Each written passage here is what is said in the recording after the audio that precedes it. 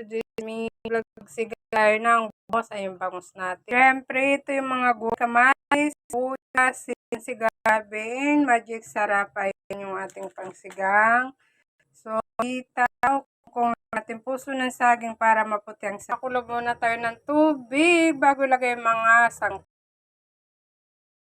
Ngayon natin yung mga gulay ilagay sa kawali kasi sa kaldero kasi yung isda madali lang maluto kaya nag-green sa gulay. Siyempre lalagay ko na rin yung pang-asim ko.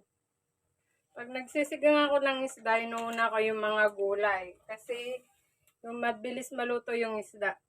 Lagay ko na rin yung puso ng saging, pampaputi ng sabaw. Parang puti ang sabaw. Ilagay na natin yung kangkong kasi yung kangkong huli ko nilalagay. Tapos lalagay na natin yung isda. Ayan. Lagay na natin yung bangus. Ito yung ating bida na pangsigang. So, ayan lang. Thank you for watching. White yung sabaw. So, ayan po. Thank you for watching. Happy lunch. Happy everyone. Happy New Year.